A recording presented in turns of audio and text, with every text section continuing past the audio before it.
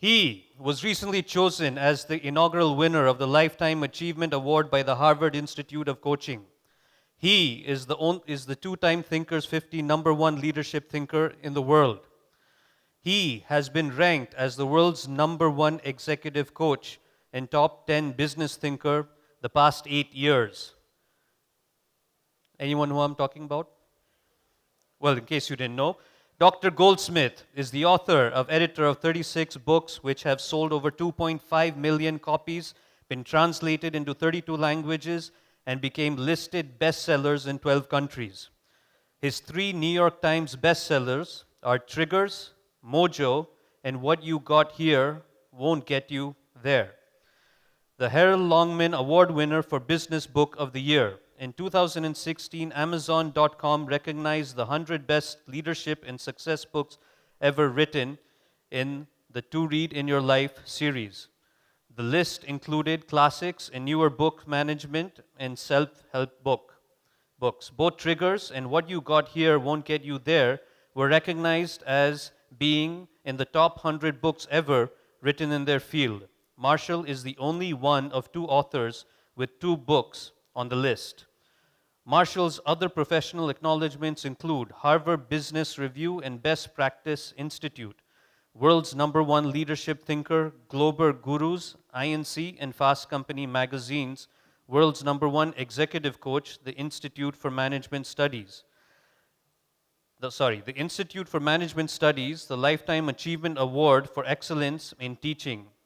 The American Management Association, 50 great thinkers and leaders who have influenced the field of management over the past 80 years.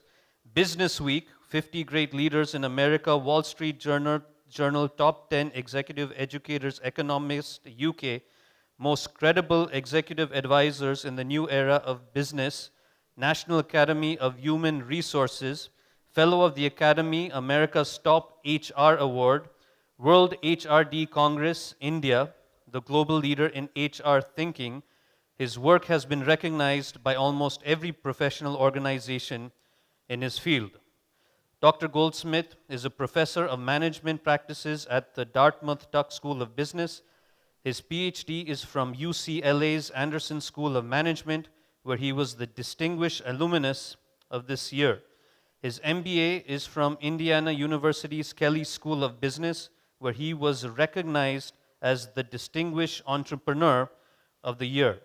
He is one of the select few executive advisors who has worked with over 150 major CEOs and their management teams. He served on the board of the Peter Drucker Foundation for 10 years.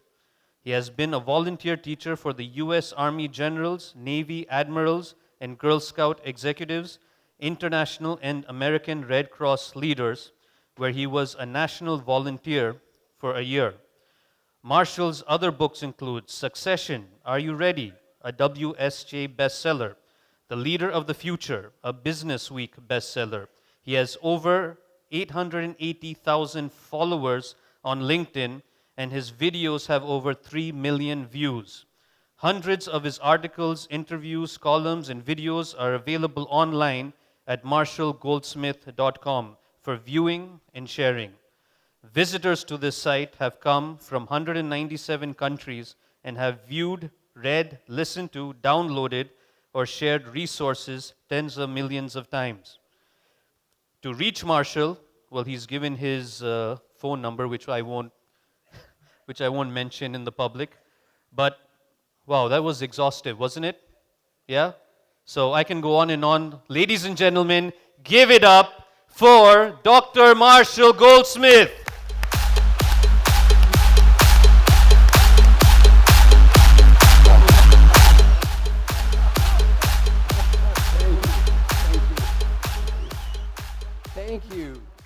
Thank you so much. Let me briefly introduce myself and we will begin. First, let's hear it for some good dancing out there. Some good dancing. Very good. My name is Marshall. I'm from a small town called Valley Station, Kentucky. I went to Indiana and, as you said, got a PhD at UCLA. I was a college professor and a dean when I was very, very young. Then for the past 41 years, I've done a few things. I give talks or teach classes like today, and I travel all around the world. I've been to 102 countries. I've been to India probably 40 times, so I love working in India. Yes. And on American Airlines alone, I have over 11 million frequent flyer miles. Have any of you seen a movie before called Up in the Air with George Clooney? Have you seen the movie? I have the card. I have that card. And this always happens to me with the card, especially with women. I show them the card. They always say the same thing. You look exactly like George Clooney. So the first thing I do is speaking and teaching. What I'm most famous for is coaching executives. So I've been the coach of the CEO of Ford and Pfizer and Glaxo and the World Bank and the Mayo Clinic and on and on. What I love about coaching is that's where I learn everything. And then the third thing I do is writing. And then I give everything away. All my material's free. You may copy, share, download, duplicate, use in church, charity, nonprofit. Please use any of my stuff in any way that you wish. Thank you. Now, today's program is going to be very experiential. One of the advantages of coming to a program like this is get to meet new people. Yet most of you are sitting with people you already know. That's now going to change. You have 20 seconds. You're going to stand up, find one person you do not know, and sit next to that person. Go! Find a new partner. Go, go, go. Stand up. Stand up. Find a new partner. Sit by your new partner. Sit by that new partner. Find a new partner and sit by your new partner.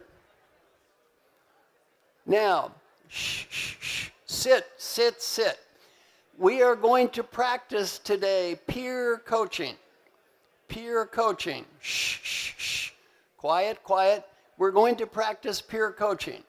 In peer coaching, you are not here to judge your partner.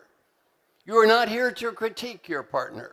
You're not here to put your partner down. You're here to help your partner. I want you to shake hands with your partner and say, partner, my name is, I'm here to help. Shake hands with your partner now.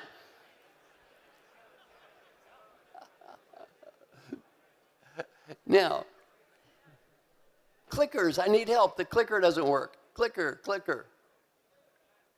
Oh, very good. Now, what are we going to be talking? Oh, and by the way, here's my website address, www.marshallgoldsmith.com, and I love getting emails. Send me an email if you get a chance. I love getting emails. If you send me an email, I cannot promise to get back to you immediately. I will get back to you eventually. Sometimes it takes me a little while, but I do my best to get back to everyone eventually. Now, what are our goals today? Goals today. We're going to learn, what are our goals today? First is we're going to talk about something called feed forward. Now, I love feed forward, a very positive, upbeat way to help yourself and other people get better. I need clicker help up here. Click, click, click. I'll tell you what, I'll just say click and you move it. That'll make life simple. We're going to practice something called feed forward. I'm going to share a leadership development model that you can use to develop yourself, coach people, and build teams. And finally, I'm going to finish with something that takes 3 minutes a day, costs nothing. It's going to help you get better at almost anything. Some of you are skeptical now. 3 minutes a day, costs nothing, help me get better at almost anything. That sounds too good to be true. Half the people that start doing this quit within 2 weeks. And they do not quit because it does not work. They quit because it does work. Everything I'm going to teach you this afternoon will be incredibly easy to understand. Everything I'm going to teach you this afternoon is difficult to do. If you read my book, What Got You Here Won't Get You There, you can read funny story after funny story after funny story. It's tempting to read the book and think these people are idiots. The idiots in the book all have IQs of 150, and they're all CEOs of multi-billion-dollar companies. And they'll all tell you, this stuff is easy to understand. This stuff is hard to do. And our challenge in life is not understanding. Our challenge in life is doing it. Now, learning from a great leader.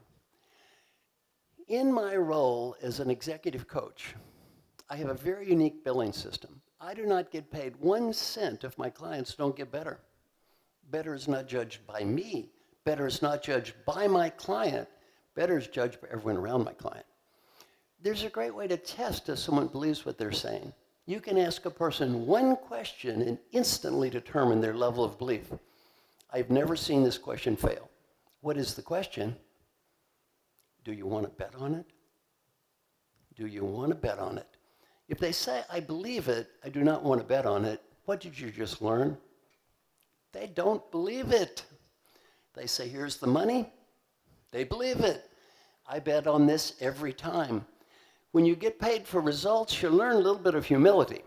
The client I coached that I spent the most amount of time with did not improve at all, and I did not get paid. The client I coached that I spent the least amount of time with improved more than anyone I've ever coached. 200 people got better, and I did get paid.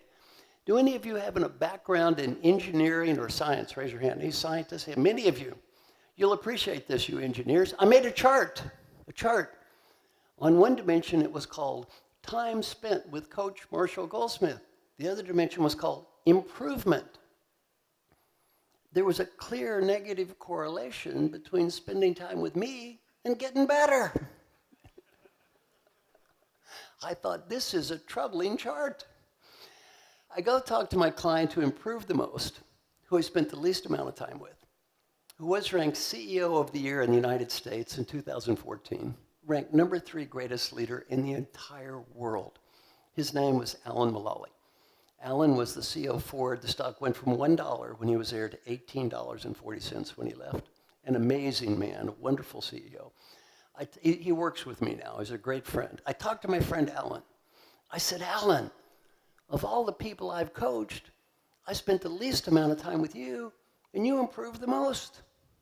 I showed Alan my chart. I said, Alan, the way this troubling chart looks, had you never met me, you would really be good.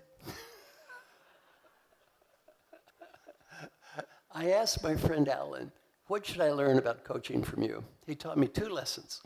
If you learn nothing else from me today but these 2 lessons, you're going to be a better coach and have a happier life. He said, lesson number 1, your biggest challenge as a coach is called customer selection. If you pick the right customer, your coaching process always works.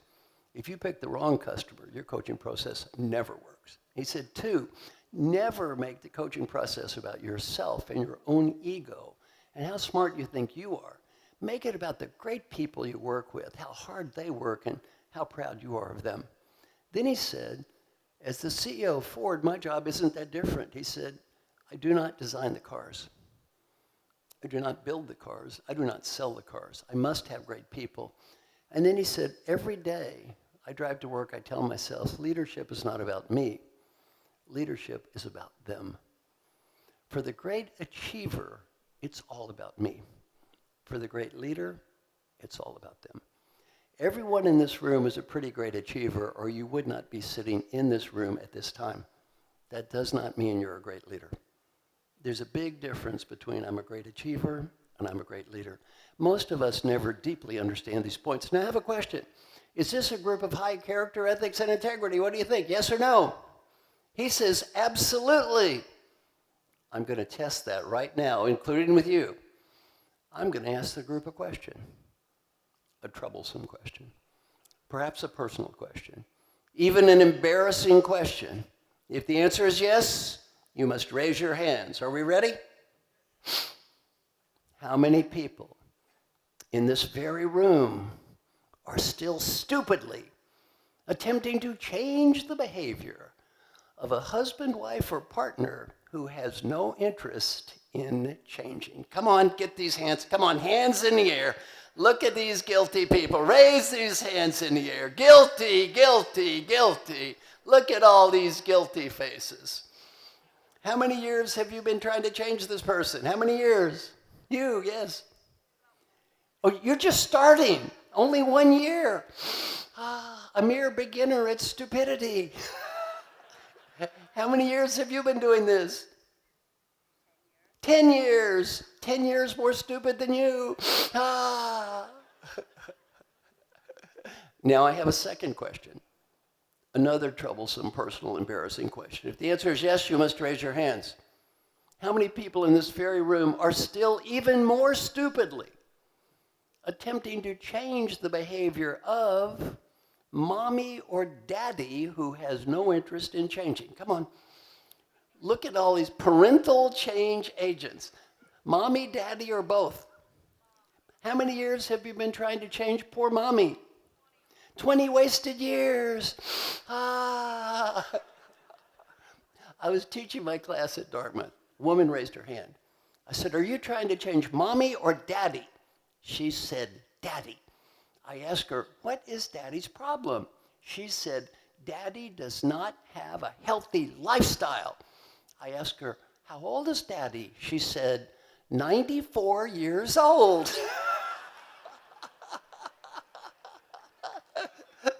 Leave the old man alone.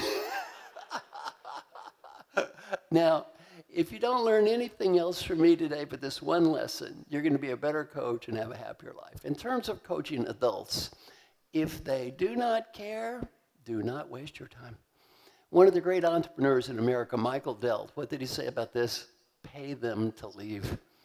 He said, just pay them to, it doesn't matter what it costs to get rid of them, just pay them to leave. And a great lesson for developing yourself as a leader, friend, and partner is this: if you don't care, don't waste your time. If you're going to get better at anything, the motivation for your improvement is going to come from one and only one place. Where's that? In your heart. If it doesn't come from in here, you won't do it anyway. Look at the people I coach. I cannot make them change what they do not want to change. What am I supposed to do? Shoot them? Beat them up? Kill them? I cannot make them change what they do not want to change. I can help them change what they do want to change. I cannot make you change what you don't want to change. If you don't want to change something, it's okay. I'm not here to judge. I can help you change what you do want to change, and that's good enough. So I'm going to ask everybody to pick one behavioral change, one behavior that if you get better at this one thing, it's going to make a positive difference in your life. For example, in my book, What Got You Here Won't Get You There, I was asked a question: what is the number one problem of all the successful people you've coached over the years? What is their number one problem? And I had a chance to meet many of you, and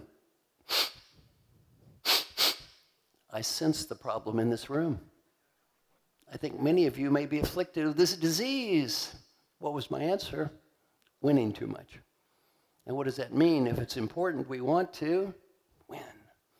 Meaningful, we want to win. Critical, we want to win. Trivial, we want to win. Not worth it, we want to win anyway. Winners love winning. In the game of life, you're all winners. It is incredibly difficult for winners not to constantly win. I'm now going to give you a case study of winning too much that almost all of my clients fail. And I'm going to make a prediction. Almost all of you will fail this case study. And when I say fail, you will fail yourself. Are we ready? You want to go to dinner at restaurant X. Your husband, wife, friend, or partner wants to go to dinner at restaurant Y. You have a heated argument. You go to restaurant Y. It was not your choice. The food tastes awful, and the service is terrible. Option A, critique the food. Point out our partner was wrong. This mistake could have been avoided had only you listened to me, me, me. Option B, shut up. Eat the stupid food. Try to enjoy it and have a nice evening. What would I do? What should I do? Almost all of my clients, what would I do? Critique the food. What should I do? Shut up. How many people in the room, please raise your hands, have ever critiqued the food before? Hands in the air. Yes, a room filled with food critiquers. Food critiquers. Now, was that smart or stupid? Stupid, very stupid. And as stupid as that was, I'm going to give you an example now that is so stupid, it will make that one pale by comparison. And I will predict at least half the people in the room have done this. Case number 2. You have a hard day at work, a hard day. Under so much pressure, push, push, push, more, more, more, numbers, numbers, numbers. Such a hard day. You go home. Your husband, wife, friend, or partner is there, and the other person says, I had such a hard day today. I had such a tough day. And we reply, you had a hard day. you had a hard day. Do you have any idea what I had to put up with today? Do you think you had a hard day? We are so competitive, we have to prove that we are more miserable than the people we live with. I gave this example to my class at the Dartmouth Tech School.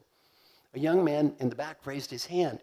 He said, I did that last week. I asked him, what happened? He said, my wife looked at me. She said, honey, you just think you've had a hard day. It is not over.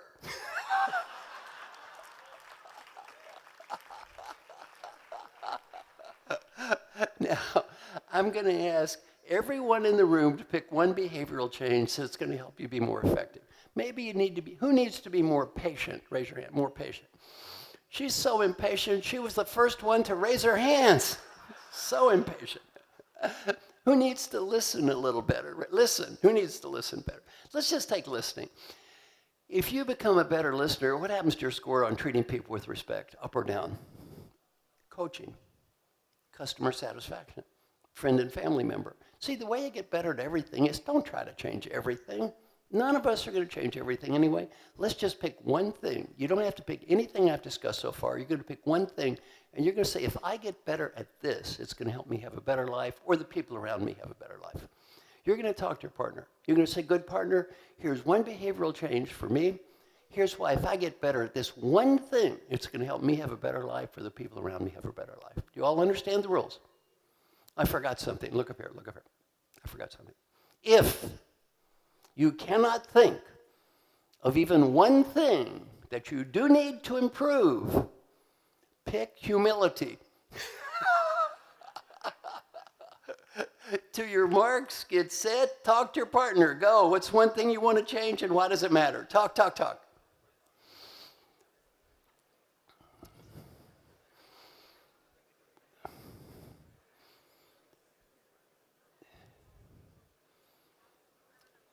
Hey, stop. We are now going to practice feed forward. Feed forward. Shh, shh, shh. Now, I love feed forward. This is a very positive, upbeat way to help yourself and other people get better.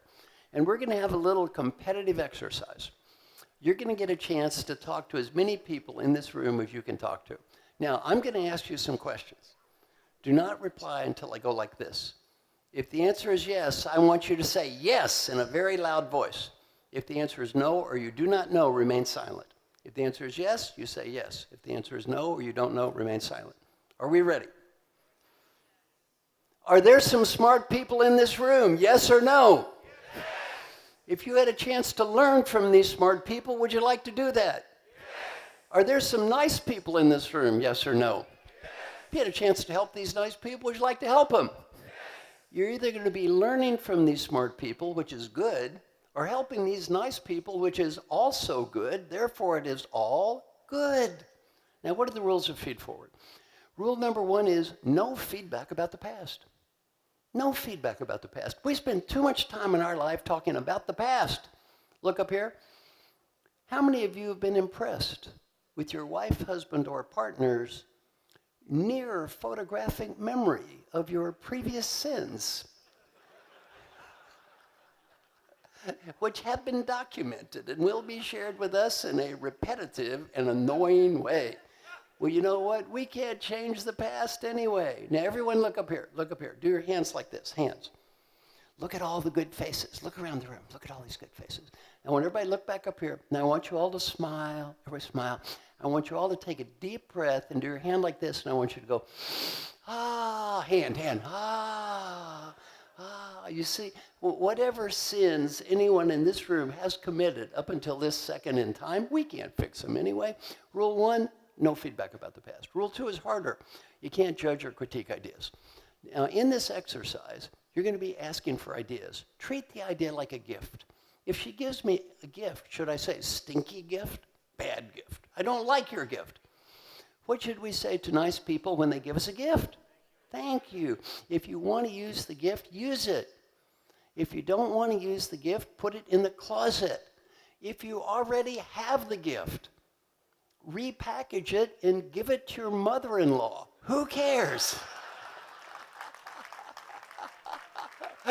Just say thank you, right? Now, here's the way this is going to work. You're going to say, my name is, I want to get better at. The person's going to give you one or two very quick ideas for the future and no feedback about the past. What if the person gives you the dumbest idea in the world? No matter what they say, what do you say back? Thank you. The other person says, my name is, I want to get better at. One or two very quick ideas. Thank you. Then you shake hands and talk to someone else. Your mission is to talk to as many people as you can possibly talk to in the next 4 minutes. This exercise needs to be positive, simple, focused, and fast. Positive, simple, focused, and fast. Maybe 10 or 20 seconds for each idea. Thank you. Then you shake hands. You say, I want to get better at, give me ideas. She gives me ideas, thank you. She says, I want to get better at, give her ideas, thank you. Then we shake hands. Then raise your right hand. That's going to be the signal that you don't have a partner. Somebody else is going to come back. You're going to do it again and again and again for 4 minutes until I say stop. You all understand the rules? Are we ready? Stand up. Do not start with your partner. To your marks, get set. Go, go, go, go, go, go, go.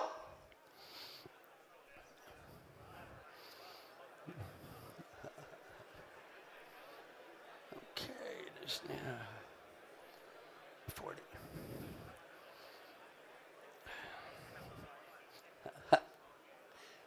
When did I start? 3:25? So 3:25, let's work backwards.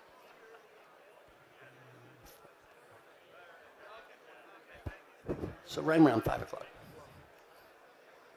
Hello, my name is Mana. I want to get better at exercising daily. Get a coach to help you. I have a coach. Get someone to help you. We all need help.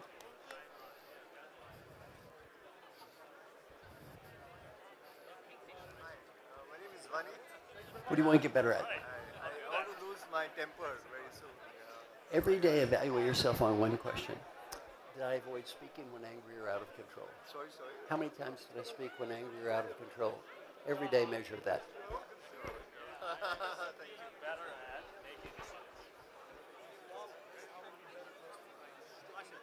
What do you want to get better at? I'm trying to expand my business in Southeast Asia. You what? I'm trying to expand my business in Southeast Asia. What do you pick one behavior?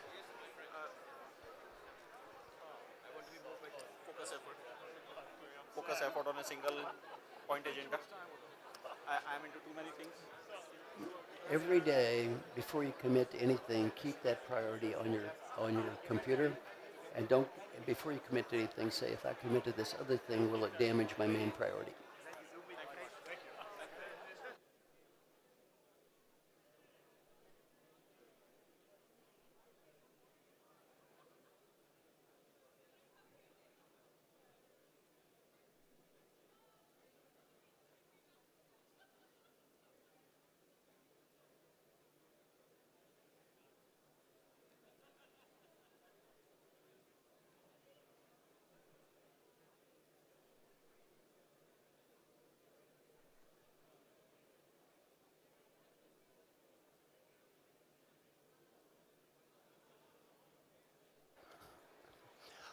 Okay, stop. Stay where you are. Stop.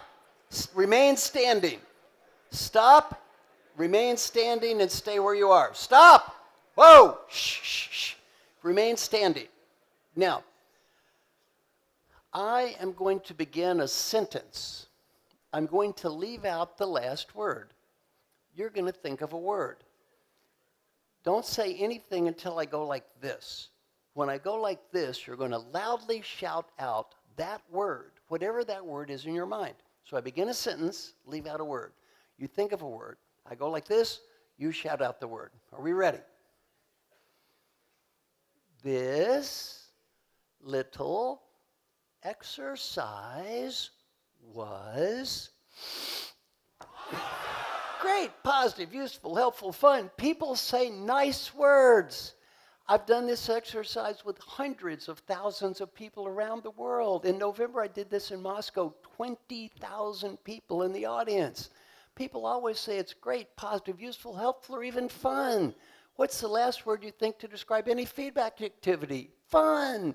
Has anyone ever called you in the office and said, I have feedback I'd like to share with you. Please come into my office. And you said, fun, fun, fun.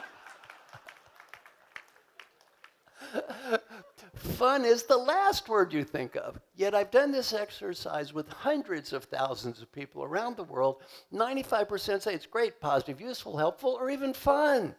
The answer to this question will help you be a better leader and have a happier life. Why? Remain standing. Join a group with 3, 4, or 5 people. If there's 6, 2 groups are 3. Go! 3, 4, 5. Go, go, go. 3, 4, 5. Good. So your time is 4:45. 4:45. Okay. Okay, stop. Stop. Shh, shh. Every group needs a spokesperson. Raise your right hand in the air. Raise your right hand in the air. Hand in the air. Hand. Right hand. Shh, shh. Right hand in the air. Point your right index finger at the ceiling. Point. When I count to 3, point to the spokesperson in your little group. 1, 2, 3, point.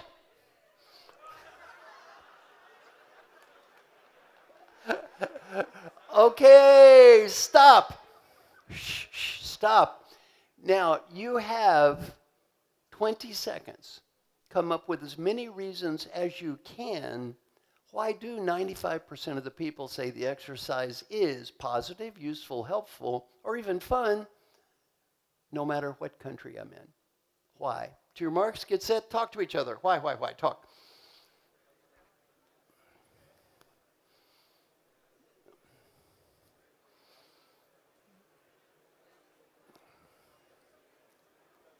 You know.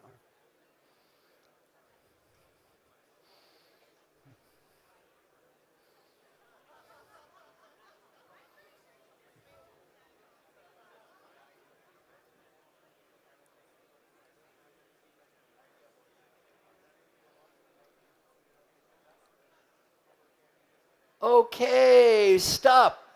Stop. Now, shh, shh, shh. When I call on you, you just yell the answer up here and I'll repeat it. Why do people say it's positive, useful, or helpful? You're no judging. No judging. If I would have allowed you to judge or critique each other's comments, you would have spent twice as much time debating the comments as listening to the comments.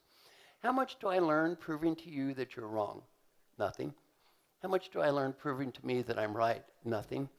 According to the world, what % of all interpersonal communication time is wasted on that? 65. Cut that out. Life is much more productive and much more positive. No judging.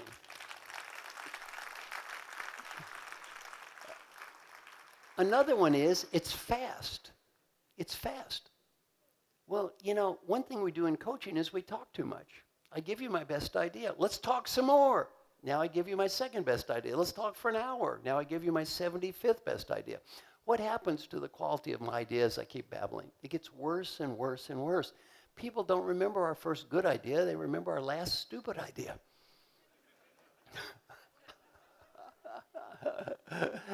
Another reason people like this exercise is it's focused on a future you can change, not a past you can't change anyway. How many of us have ever made fools of ourselves in front of important people before? How many of us have done that? Yeah. How much fun is it to relive that fool-making experience? That's not too much fun. What's nice about this, it's focused on what you can do, not what you cannot do. One gentleman said, I listen better in this exercise than I've almost ever listened in my life. I asked him why. He said, normally when other people speak to me, I'm so busy composing my next comment to prove how smart I am. I'm not really listening. I'm just composing. He said, it's amazing how much better I could listen when I knew I just had to say thank you. Now, the irony is, this gentleman had a Nobel Prize, a scientist with a Nobel Prize, in a management class. I said, you have 1 Nobel Prize, you might not win 2. It's okay. Now, finally, a common misperception of coaching is this. I have to be better than you or smarter than you to help you. Or you must be better than me or smarter than me to help me. Wrong. Better to be 2 ways, not 1 way. You come to me and say, I want to get better at X, please help me. I say, I can get better too, please help me. You see how different that feels? Than one person going, you get better, you get better. By the way, I have nothing to improve. Let's just fix you today. Very, very different, very different. We don't have to be better than others to help others. How many of you near the end of the exercise began to feel a need to say to others in this room, I have your problem too. I have your problem too. I have your problem too. How different were everyone else's problems? It doesn't matter what country I'm in. I've been to Saudi Arabia 5 times in the last 3 years. Their culture is a little different. This exercise is all the same. It doesn't matter what country I'm in. We don't have to be better than others to help others. Better off being a fellow human, just stumbling through life without clear answers to little questions like, who am I? Where are we? And what is going on here? That's all we are anyway. We're not little gods. We're just little confused people stumbling around. Much, much better off just to be that. And did any of you near the end of the exercise begin to hear in the back of your mind a voice, a little voice, a small voice going, excuse me, you know all those great ideas you keep giving to the other people? Why don't you do any of them yourself? Well, some of us heard that little voice. I don't have to be better than you to help you. Let's just be 2 human beings and try to help each other. And finally, what do you say to all the good people in the room just helped you? Thank you. And let's have a big round of applause for all the good people who just helped you. Big round of applause. Okay, go back and sit by your partner. Go back and sit by your partner. Okay, click. Next slide. Very good. Now, how can we use these things to develop ourselves as leaders and partners? Number 1, I'm going to teach you a proven model that's backed by research from over 86,000 people from around the world that's published, and almost 250,000 now that's not published. Are we ready? Step 1, get in the habit of asking a question. What is that simple question? How can I be a better? A question we don't ask enough in life. How can I be a better? Now let's practice that yes exercise thing again. Are we ready? If that answer is yes, you say yes. If that answer is no, you remain silent. In your fine organization, is customer satisfaction important? Yes. Should we ask our customers for their good ideas? Yes. Should we listen to our fine customers? Yes. Do you have a husband, wife, or partner at home? Have you spent a lot of time at home asking that partner, what can I do to be a better partner in our relationship?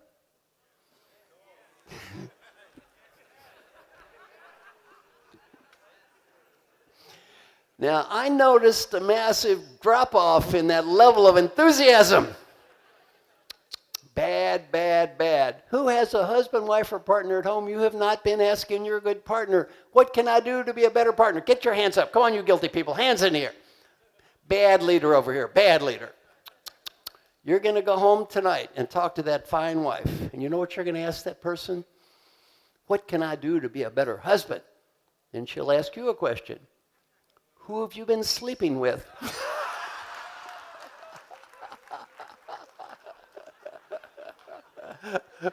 Well, step 1 in our process is get in the habit of asking a question. What is that question? How can I be a better? How can I be a better leader? How can I be a better friend? How can I be a better family member? How can I be a better father, better mother, better daughter? After we ask that question, we set up an expectation.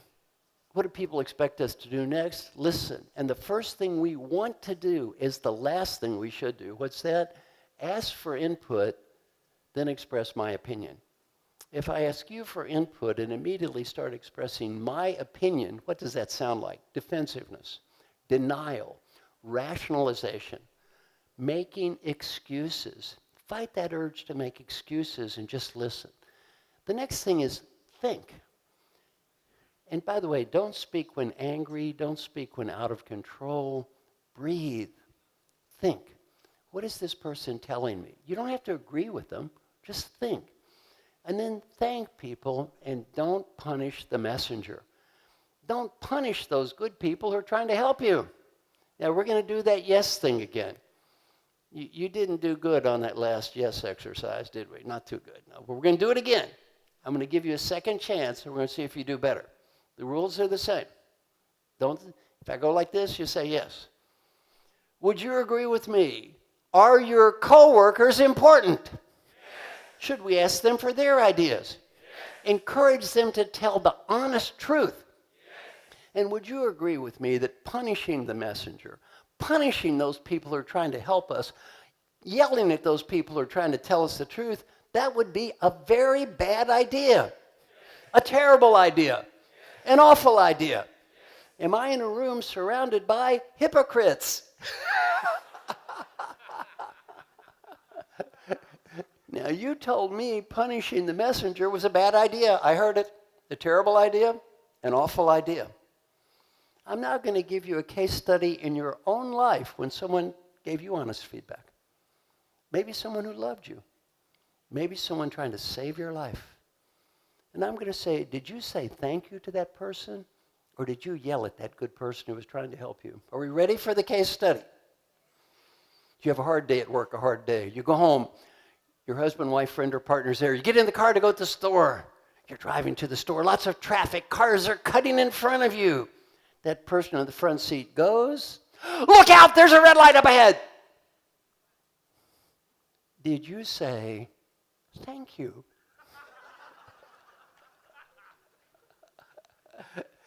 Or perhaps something that sounded a little more like, "What do you mean there's a red light ahead? Don't you think I can see? I know how to drive this car. Why don't you be quiet and let me drive?"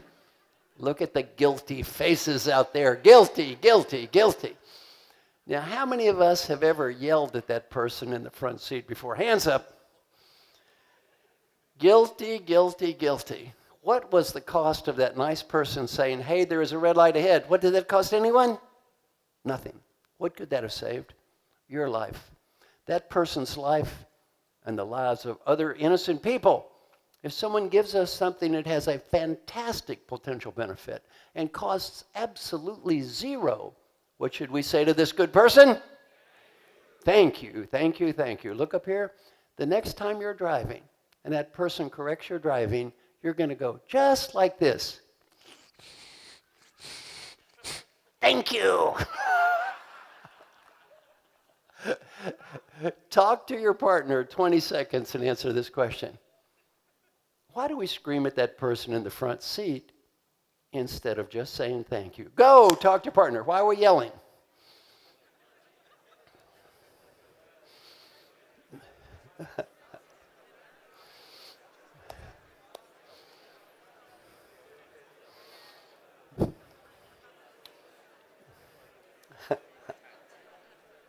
Okay, stop.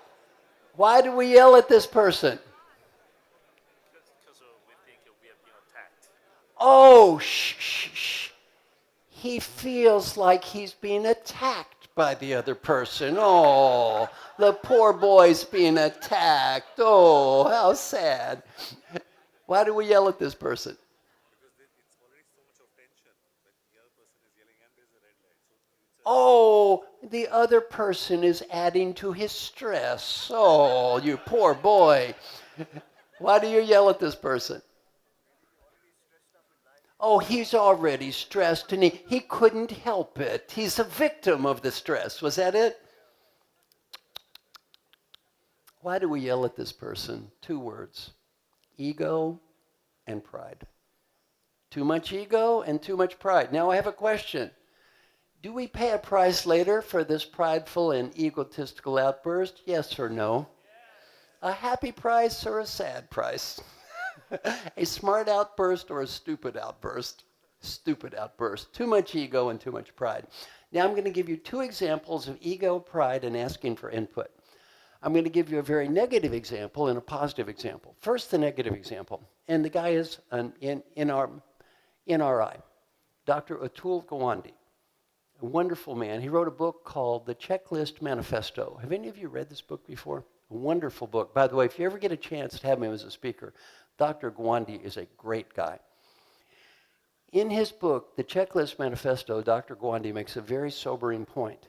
If you go in for a surgery and the nurse asks the doctor a series of very simple questions before the surgery, the odds on unneeded infection plummet and the death rate's cut by 2/3. This is not a theory. This is a statistical fact. The huge majority of hospitals around the world, and I'm sure India is no better, do not allow the nurse to ask the doctor the question. What is the first question? Did you wash your hands? Why? Ego. According to Dr. Gwandi, more people in the United States have died because of the egos of surgeons than died in the Vietnam War, the Afghan War, and the Iraqi War put together. Too much ego. That's the negative story. Now the positive. For 9 years, I trained admirals in the United States Navy.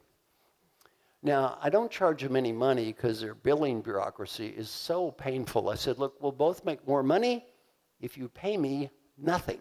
So don't help me here. I don't charge them money, but they give me treats. A few years ago, my treat, day in a nuclear submarine. Me and 8 other old men got to go out on a nuclear submarine all day, diving under the waters, pretending to torpedo things. Oh, that was fun. 2 years later, I got a better treat. Where did I have to go? Highway to the danger zone. Have any of you seen the movie Top Gun? I got to fly 95 minutes on a U.S. Navy Top Gun fighter jet. 6 Gs, oxygen, yeah, flying upside down. And I'm very proud to say I did not throw up. Now, by the way, this was horrifying. The pilot says, let's go up. 6 Gs, up. I'm thinking, man, up is bad. Up is very, very bad. Up bad. Then they stalled the plane down. All of a sudden, I realized something. There's one thing much worse than up. Down. 700 miles an hour, straight down. Oh, and that earth is moving at your face. And my head is going, you're not going to die. You're not going to die. My body's going, you're going to die. Well, before we took off, I noticed this young man is asking my host a series of very simple questions from a checklist. First question for the doctor is, did you wash your hands? First question for the admiral pilot is, how much fuel did you have? I said, sir, this is puzzling. The doctor doesn't like the nurse asking the question because their ego is too big. Now I said, no offense, sir. No one in the world has a bigger ego than a U.S. Navy Top Gun fighter jet pilot who becomes an admiral. You get the biggest ego in the world. Yet you do not care this kid asks you the questions. I said, sir, what is the difference? He said, Marshall, there is a huge difference. If the operation crashes, you die.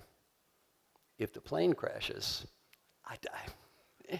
He said, put a gun to the doctor's head and say, if this patient dies of an unneeded infection, we're going to blow your brains out. They'd ask the questions twice. Well, how important is our ego? Every day we make it more important than our health, our safety, the people we love. Let's just get over that ego and pride nonsense. Life is a whole lot better. Ask, listen, think, think. Now, the next thing is respond. How many of you are aware of the term 360-degree feedback? Raise your hand. 360 feet. Yes, pretty much all of you heard of this term. Yes, I'm a pioneer in the world of 360-degree feedback. I'm a pioneer. I'm going to warn all of you in advance. It's not always good when people refer to you constantly as a pioneer. What does that mean? Old. Then it gets worse. They give you the Lifetime Achievement Award. What does that mean? Looks like he's about to go now. Well, I don't know much about much, but I know a whole lot about how to respond to feedback. If you ever get 360-degree feedback the rest of your life or coach someone who does, here's exactly how to deal with it. Positive, simple, focused, and fast. I'd say, Mr. Coworker, we're going through this feedback, and the first thing I want to say is thanks to everybody who participated. I don't know who said what. I know a lot of people took the time to help me. I just want to say how grateful I am. I have nothing to lose and so much to gain. Second, Mr. Coworker, a lot of my feedback is positive, ethical, dedicated, hardworking, caring about our company and customers, and creative and getting results. These are important values to me I'd hope would score high and did. I want to say how grateful I am. Then don't say but, say and there's something I would like to improve. As a leader, my advice, pick one thing. Don't pick some laundry list of things. You're not going to change some laundry list anyway. Pick one. And whatever you pick needs to come from your heart. Because if it doesn't come from your heart, you won't do it anyway. It might sound like this. You know, Mr. Coworker, one thing I want to do is be a more effective listener. If I haven't listened to you or the other people, I'm sorry. Please accept my apologies. There is no excuse. We all make mistakes. It's okay. What should I do if I make a mistake? Apologize. And if we feel like blaming somebody for our mistakes, who's the best person for us to blame? Let's blame ourselves. Do you want everybody else to take responsibility as a leader? Let them watch you take some responsibility.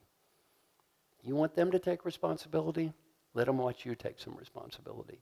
Then the next thing is don't ask for more feedback about the past. Feed forward. Ask for ideas for the future.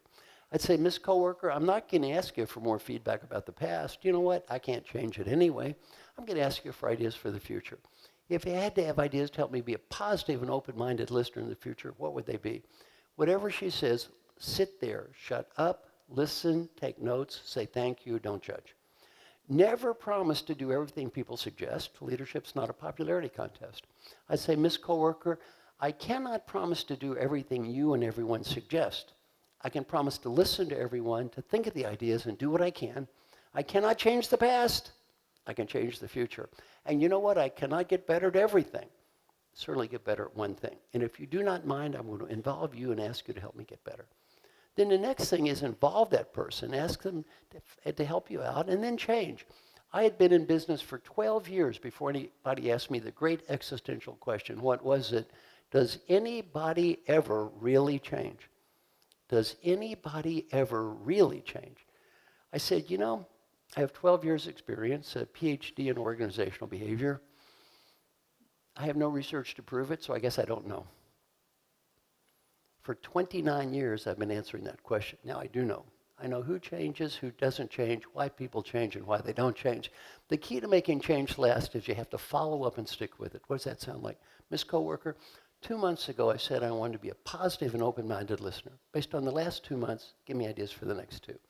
Mr. Coworker, 4 months ago, I said I wanted to be a positive and open-minded listener. Based on the last 2 months, give me ideas for the next 2 months. 6 months, 8 months, 10 months. Now, what happens if you follow this simple process? I'm going to answer this not from a research point of view, or a theory point of view, but from a research point of view. This is a study called Leadership is a Contact Sport. It's on my website, or if you send me an email, marshall@marshallgoldsmith.com, I'll send you a copy of it. This is a study involving 86,000 participants that won an award, and we've replicated this with 248,000 people from around the world. By the way, the best scores in the world are here. So the best scores in the world are in Asia. This works in every country. The best scores in the whole world, though, are right here. Now, this works in every country, it works in every industry, and it works at every level of management from a first-line supervisor to a CEO. This stuff pretty much always works. In our research, every leader got feedback. They were all asked to pick something to improve and talk to people and follow up, just like I illustrated. And then we did a survey a year later and said, has this person become a more effective leader? When people said my coworker did no follow-up, -3 became less effective as a leader, 0 didn't change, +3 more effective. 5 companies asked exactly the same question. Well, if you know about probability and statistics, that looks a little bit better than a normal distribution curve. I've done something called a control group study. No training, no feedback, no nothing. The control group did this well. Might as well have been watching situational comedies, total waste of time. Table 2, when people said a little follow-up, a little better. Table 3, some follow-up. Click to next slide. A lot better. Table 4, click to the next slide. A whole lot better. And finally, table 5, click to the next slide. Huge improvement. They all went to the same program. It was all taught by the same person in most cases, me. And they got feedback on the same process at the same time. What did I learn? To quote my friend Alan Mulally, if you get better, it doesn't have much to do with me. It's got a lot to do with you. Everything I taught you this afternoon works. It doesn't kind of work or sort of work or only work in this country or that country. It always works. Shockingly, it doesn't work if you don't do it. And the challenge is not understanding it. The challenge is doing it. When my book, What Got You Here Won't Get You There, was the #1 best-selling business book in America. The #1 best-selling diet book in America sold 10 times as many copies. Americans get fatter and fatter and fatter while purchasing more and more diet books. If purchasing diet books would make you thin, Americans would be the thinnest people who have ever lived. No one loses weight because you purchase a diet book. You got to go on the diet. Now, I made one mistake with that book. Too late now. The title. I love the title. What got you here won't get you there. If I had to write the book over, I would have changed the title.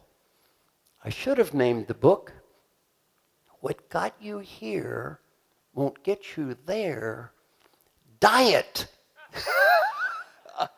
Then I would have really sold a lot of copies.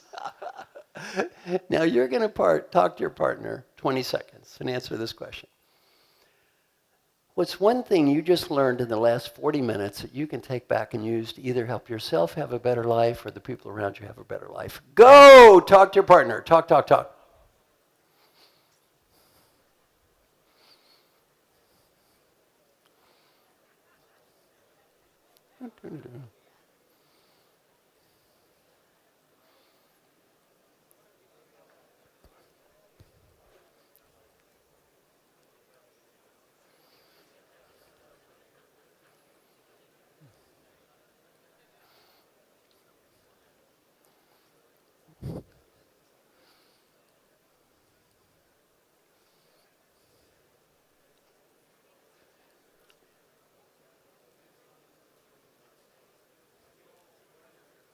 Okay, stop.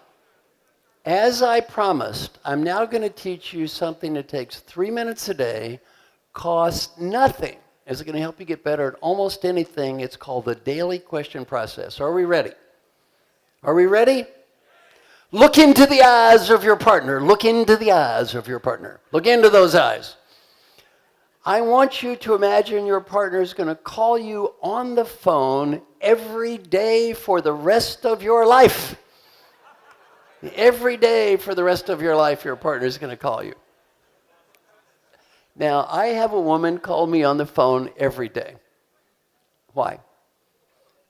Every day she calls me and listens to me read questions I wrote every day and provide answers I wrote every day. Someone asked me, why do you have this woman call you every day? Don't you know the theory about how to change behavior? I wrote the theory about how to change behavior. That's why I have a woman call me every day. My name is Marshall Goldsmith.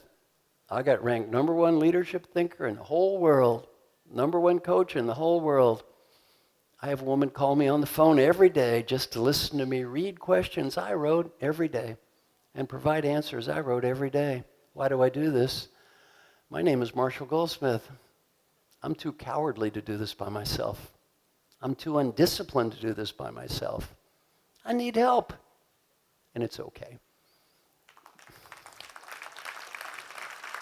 Now, we all need help, and it's okay. For example, who needs to be a better listener? Raise your hand. Better listener. Hands up in here. Better listener. Let's get over here. Sir, stand up. Yes, you, stand up. He raised his hand quickly. What's your name, sir? YP. Let's hear it for YP. Now, YP, how many years have you been needing to be a better listener, YP? How many years has this been going on now? 54 years. Raise your right hand, repeat after me. My name is YP. I need to be a better lister. I have not fixed this by myself in 54 years. Who am I kidding? I'm not going to fix this by myself in the future. I'm not going to be able to fix it by myself in the future. I need some help. I need some help. And it's okay. And it's okay. Let's hear it for YP. Hey. Okay, now, one thing I'm very proud of in my book, Triggers, 27 major CEOs endorsed that book. 27. CEO of the Year in the United States, President of the World Bank, CEO of the world's largest company, 27 major CEOs. Why am I so proud of that? 30 years ago, no CEO would admit to having a coach. They would have been ashamed to have had a coach, embarrassed to have a coach. Why am I so proud today? My name is Jim Kim. I'm the president of the World Bank. I need help. It's okay. My name is Francis Hesselbein. I won the Presidential Medal of Freedom. I need help. It's okay.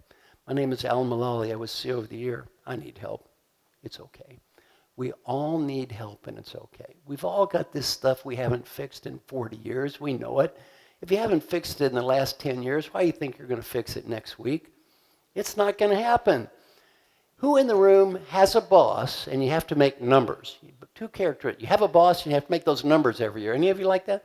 Have a boss, you got to make some numbers? You do. You again. You got a boss? You got the board, right? You got to make those numbers? Stand up, stand up. You got a boss.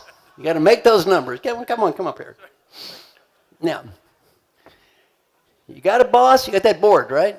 Well, really are members, but Members. You need to make numbers. Now, let's imagine you overachieve on every number this year by 25%. 25% above all targets. Let's hear it for him. 25% above all targets. What are the odds anybody's going to say next year, lower the numbers? No. It didn't happen like that. What's going to happen next year's numbers? They raise them. Your first name is? Graham. I want you to raise your right hand and repeat after me. My name is Graham. My name is Graham, And it's always going to be crazy. and it's always going to be crazy. Let's hear it for Graham. Let's hear it over here. Now, who is an entrepreneur that you're your own boss? You are the boss. Okay, you. Come on, come up here. What's your first name? Let's hear it for Mala. Very good. Yay! Come on up here. Now, you are the boss. Yes. Now, what happens if you overachieved, Mana, what happens if you overachieve on every one of your goals next year by 20%? Let's pretend she overachieves on her goals 20% above all targets. Let's hear it for a big round of applause. I'll be very happy. But what are the odds you're going to say next year, let's lower the goals? No. What's going to happen next year? Always up. Always up. Now, you see, yours is different than Graham. See, Graham said, my name is Graham, and it's always going to be crazy. You have to say something a little different. Ready? Raise your right hand. My name is Mana, My name is Mana. and I am always going to be crazy. And I am always going to be crazy. By the way, how many of you are entrepreneurs out there? Entrepreneurs, raise your hand. Entrepreneurs are the worst. And by the way, all you entrepreneurs, who's that crazy person that's driving you every day?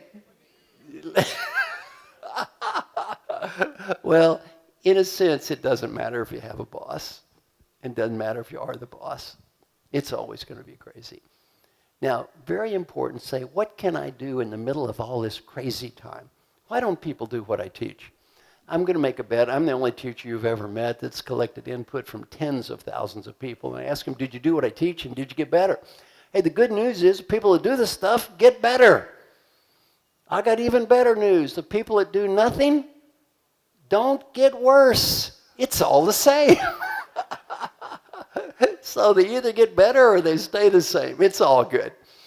Why don't people do what I teach? Years ago, my biggest client was Johnson & Johnson. Do all of you know this company, Johnson & Johnson? You had the privilege of working with their top 2,000 leaders, all the way from CEO down to number 2,000. At the end of my class, I asked them, pick one thing to improve, talk to people, follow up, and they're part of that research study I just showed you. What happened? 98% of the leaders said, I'm going to do what Marshall taught me. 98%. A year later, 70% did something, and 30% zero. Not 1 minute. I'm not ashamed of these numbers. I'm proud. 70% of 2,000 people is 1,400 people getting evaluated by 10 coworkers each, 14,000 people had a better life. I'm certainly not ashamed of that. I talked to people who did nothing and said, why'd you do nothing? Their answer had nothing to do with ethics, values, or integrity. They won an award that year, most ethical company in the world. They're good people. I'm sure you're good people. Had nothing to do with intelligence, whether they're smart. I'm sure you're smart. The reason people did nothing had to do with a dream. Yes, a dream.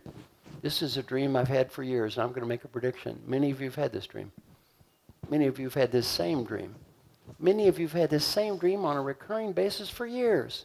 And this dream is going to describe why in life we don't do what we know we should. Some of you are skeptical now. You know what you're thinking? He doesn't know my dreams. Don't bet against me. What's a dream sound like? You know, I'm incredibly busy right now. Given pressures of work and home and new technology that follows me everywhere, and emails and voicemails and competition, I feel about as busy as I ever have. Sometimes I feel overcommitted. I don't tell others this, but every now and again, my life feels just a little bit out of control. But you know, I'm working on some very unique and special challenges right now. And I think the worst of this is going to be over in about 3 or 4 months. And after that, I'm going to take 2 or 3 weeks and get organized. And I'm going to spend some time with my family. And I'm going to begin my new Healthy Life program. And after that, everything is going to be different. And it won't be crazy anymore. How many people in the room have ever had a dream that sounds like that dream? We have a room filled with dreamers. Well, there's not going to be in 2 or 3 weeks. Sanity's not going to be prevailing. You want to do something different. When do you need to start? Now. Now, let's talk about the daily question process. Here's how it works. You're going to get out a spreadsheet, and on one column, you're going to write down a series of questions that represent what is most important in your life. Friends, family, health, coworkers, whatever it is for you. Every question must be answered with a yes, a no, or a number. And at the end of the week, that spreadsheet will give you a report card. I will warn you in advance. That report card at the end of the week may not be quite as beautiful as the corporate values you see stuck up on the wall. I've been doing this for years. When you do this every day, you know what you quickly learn? You learn that life is incredibly easy to talk, and life is incredibly difficult to live. When you do this every day, you're not looking at those talk values. You're looking at those live values. That's tough. Now, I'm going to share some of my questions. They're not intended to be yours. You write your own questions. One of my questions every day is this. How many times yesterday did you try to prove that you were right when it was not worth it? I've almost never got a 0 my whole life. Kind of hard for that old professor not to be right all the time. How about that young entrepreneur? Any of you try to be right just a little bit too much? How many angry or destructive comments did you make about people yesterday? Well, I don't see too many zeros on that one either. How many steps did you take? How many push-ups? How many sit-ups? Did you say or do something nice for your wife, for your son, for your daughter, for your son-in-law, for your grandchildren? Just questions about life every day. Now, my friend Jim Moore would tell you this saved his life. It didn't kind of save his life. It did save his life. What's one of his questions every day? Are you currently updated on your physical exam? The first 90 days he did this, he said no every day. After 90 days, he said, I got to get the dumb exam or quit asking. He got the dumb exam. What did the doctor say? You have cancer. Now, that was many years ago. He's going to be fine. The doctor also said, had you waited 7 more months, you would have been dead. He knew he should have got a physical exam. He was 65 years old. He just didn't do it. Hold a mirror in your face every day. It's hard to hide. It's very hard to hide. Everyone look up here.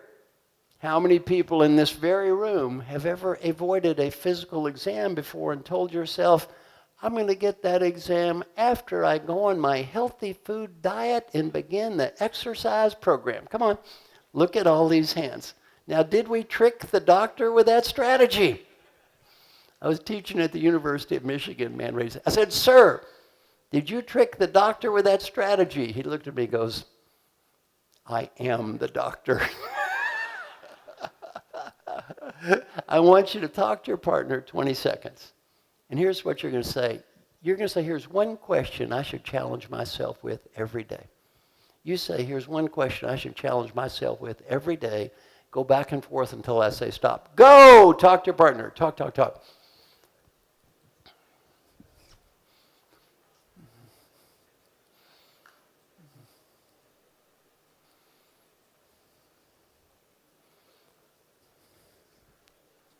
Doing great.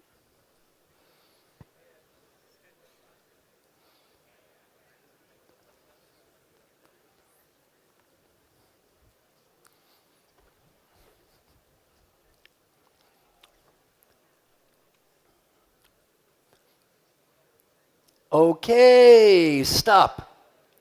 Now I'm going to share our new research. This is in my book, Triggers. My daughter Kelly got a PhD from Yale. She's a professor at Vanderbilt, and she's helping me in this area of something called active questions. And we were studying employee engagement, and Kelly pointed out something. Almost every one of these employee engagement studies ask passive questions. Kelly said, Daddy, you ought to train people something called active questions. This gets people to take responsibility instead of just blaming others. A typical employee engagement survey question is, do you have meaningful work? Do you have a friend at work? Do you have clear goals? Well, those are all passive questions. When you ask a passive question, a person has a negative response, they blame the environment. Kelly taught me the value of something called active questions, and active questions that begin with the phrase, did I do my best to? Now here's some very simple advice I have for everyone in the room right now. This doesn't even take 3 minutes a day. Every day, test yourself on these 6 questions, and every day test your coworkers. Have them test themselves on these 6 very simple questions. And they all begin with the phrase, did I do my best to? Did I do my best to? Question number 1, set clear goals. Rather than saying, did somebody set clear goals for me, did I do my best to set my own goals? Number 2, making progress toward goal achievement. Rather than saying, did the company help me achieve goals, did I do my best to achieve my own goals? Number 3, did I do my best to find meaning? Rather than saying, did the company give me meaning, did I do my best to create meaning in my own life? Number 4, did I do my best to be happy? Rather than saying, did the rest of the world make me happy, did I do my best to make myself happy? Let's stop and talk about this one. I never coached a medical doctor until recently.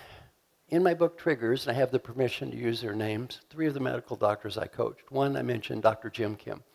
Simultaneous MD and PhD with honors from Harvard in anthropology. Now he's president of the World Bank, a brilliant man.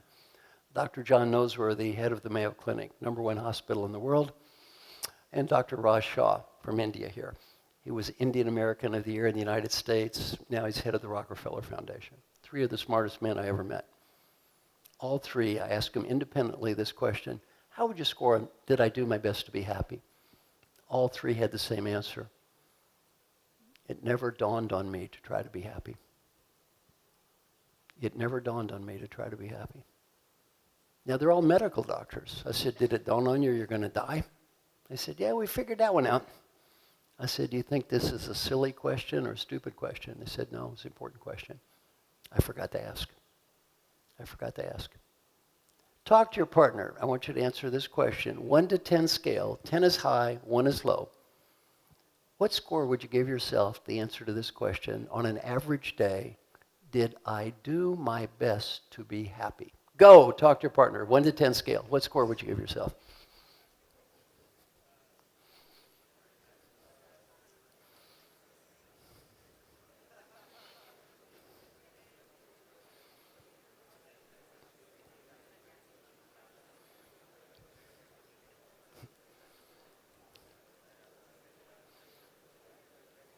Okay, stop.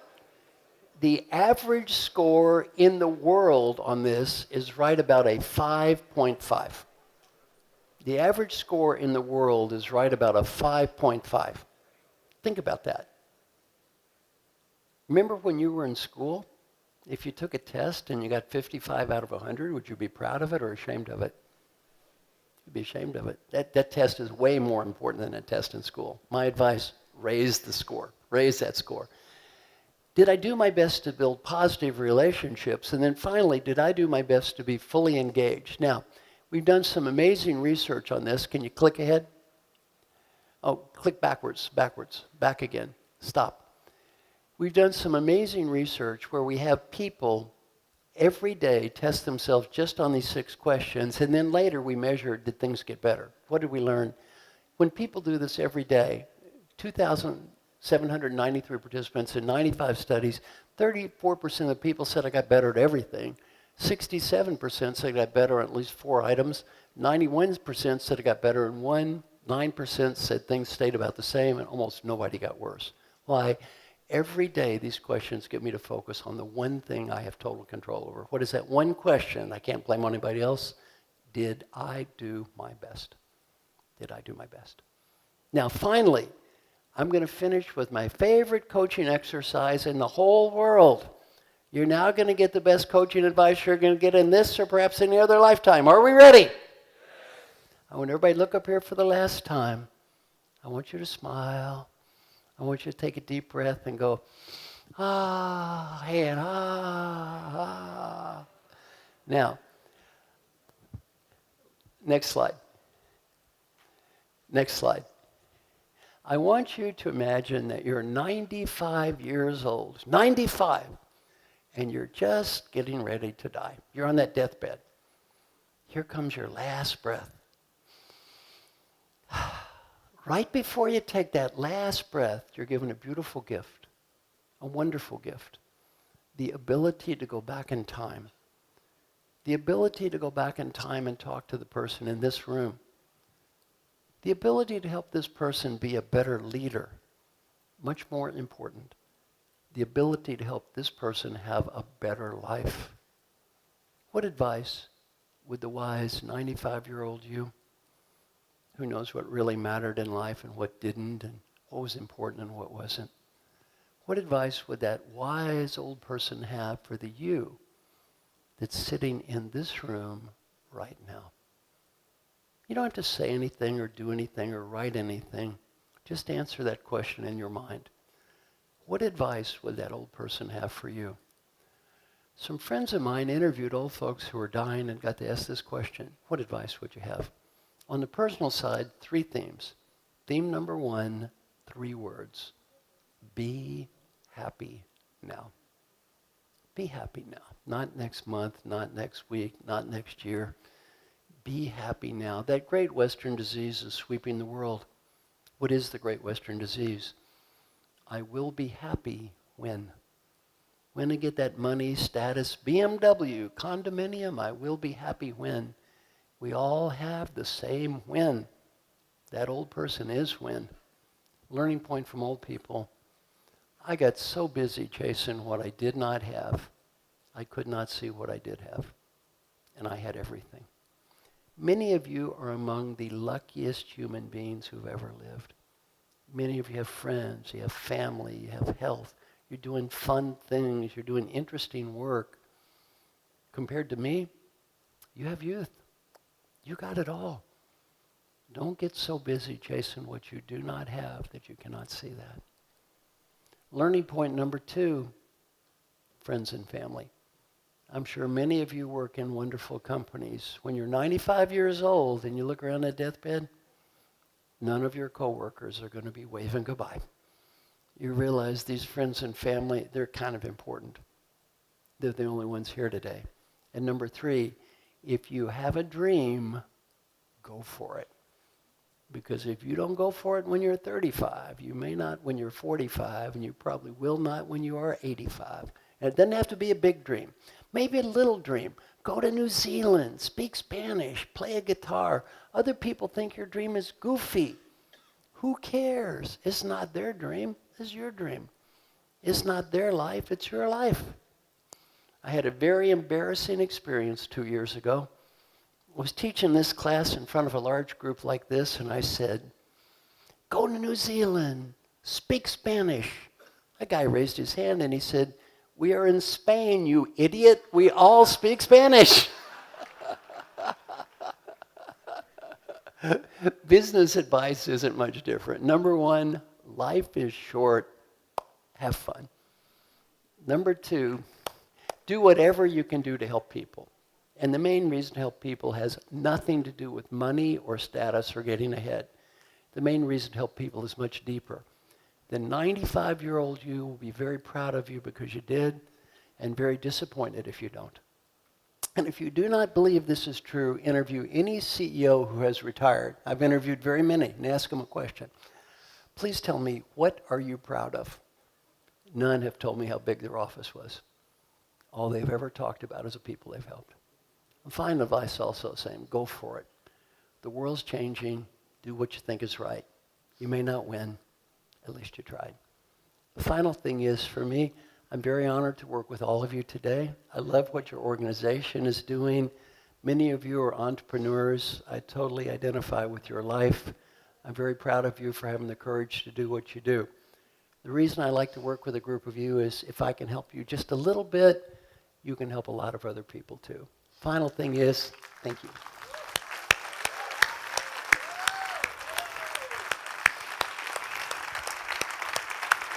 Thank you.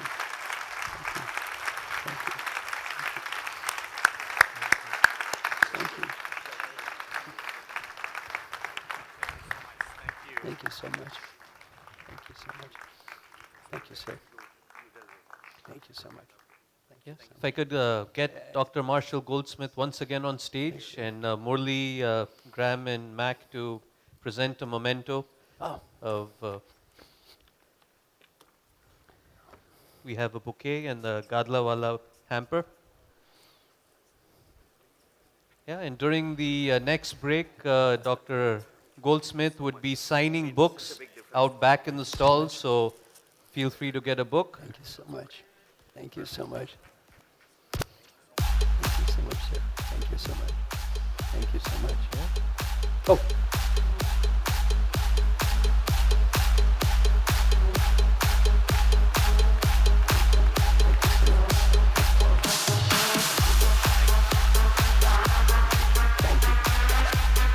Okay, give it up for Dr. Marshall Goldsmith.